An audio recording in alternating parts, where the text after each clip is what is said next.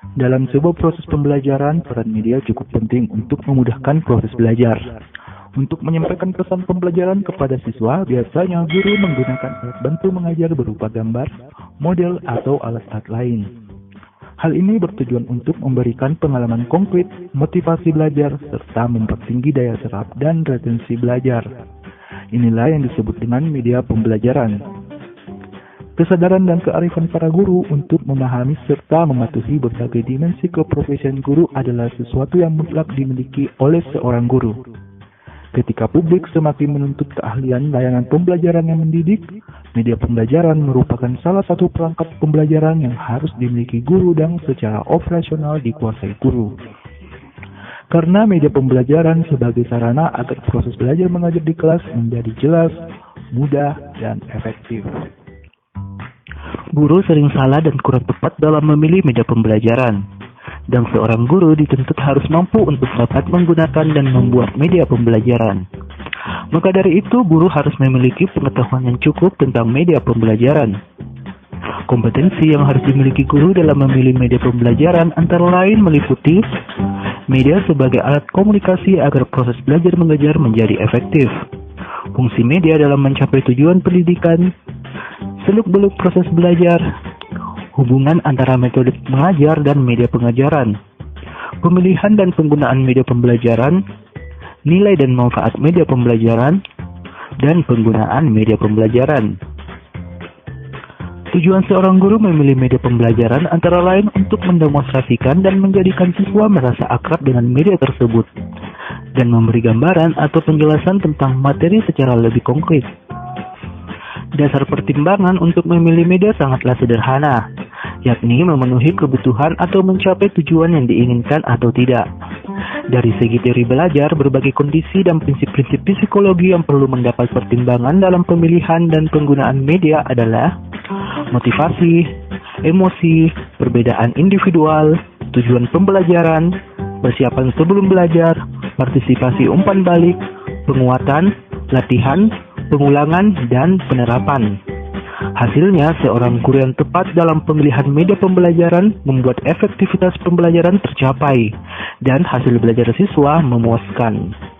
Hal tersebut disebabkan karena siswa mudah dan cepat memahami materi yang disampaikan oleh guru.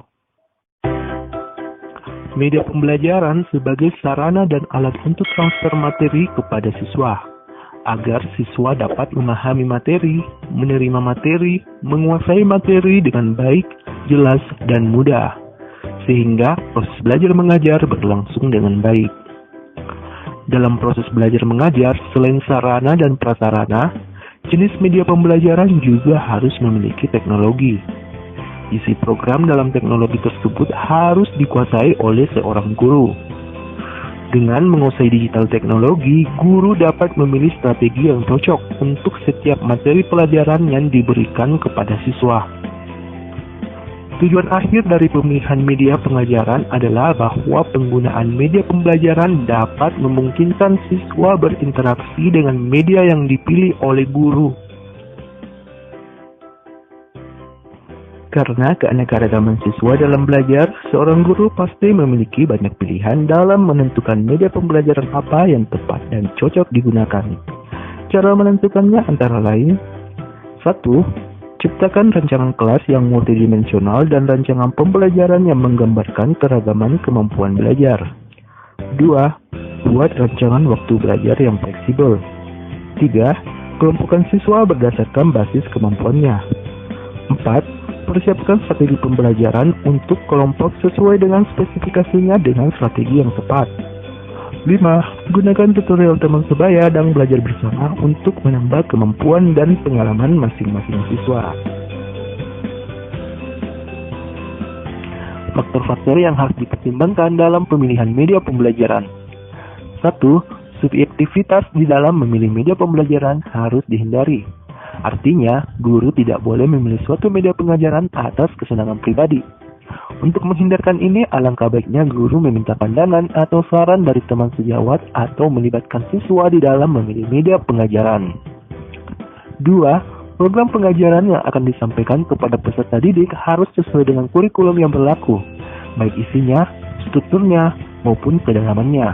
terkecuali jika program itu hanya dimaksudkan untuk mengisi waktu senggang saja. 3. Sasaran program yang dimaksud adalah anak didik yang menerima informasi pengajaran melalui media pengajaran atau pembelajaran.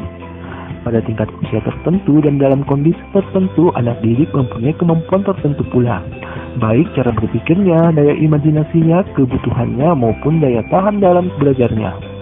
Untuk itu, media pembelajaran yang digunakan harus dilihat kesesuaiannya dengan perkembangan anak didik. 4. Situasi dan kondisi. Situasi dan kondisi yang dimaksud meliputi situasi dan kondisi sekolah serta situasi dan kondisi peserta didik yang akan mengikuti pelajaran. 5. Kualitas teknik. Dari segi teknik, media pengajaran yang akan digunakan harus diperhatikan dan dikuasai oleh guru. Apakah sudah memenuhi persyaratan media pembelajaran untuk digunakan sebagai alat bantu mentransfer materi dari guru kepada siswa. 6. Efektivitas dan efisiensi penggunaan. Keefektivitasan berkenaan hasil yang dicapai, sedangkan efisiensi berkenaan dengan proses pencapaian hasil dalam proses belajar mengajar. Keefektivitasan dalam penggunaan media pembelajaran meliputi apakah dengan menggunakan media pembelajaran tersebut, pelajaran dapat diserap dengan mudah oleh anak didik. Sedangkan efisiensi meliputi apakah dengan menggunakan media, tenaga yang dikeluarkan dapat ditekan seminim mungkin. Hal yang perlu diperhatikan dalam menentukan media pembelajaran.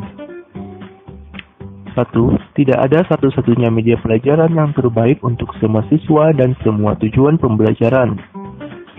2. Media pembelajaran yang digunakan hendaknya dikenal siswa. 3. Penggunaannya harus relevan dan kemampuan konsisten dengan tujuan-tujuan pembelajaran. 4. Media pembelajaran harus sesuai dengan sifat pelajaran. 5. Media pembelajaran harus sesuai dengan kemampuan dan pola belajar audiens. 6.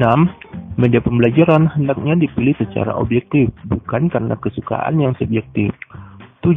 Lingkungan sekitar perlu diperhatikan dalam menggunakan media pembelajaran, karena penggunaan media pembelajaran dapat mempengaruhi pihak-pihak lain, seperti kerusakan alat. Kriteria lain untuk memilih dan menentukan media pembelajaran yang tepat dengan mempertimbangkan faktor action. Akses, artinya media pembelajaran yang akan digunakan dapat tersedia, mudah, dan dapat dimanfaatkan. Cost, artinya media yang akan digunakan pembiayaannya terjangkau. Teknologi, artinya media pembelajaran yang akan digunakan tersedia dan mudah menggunakannya.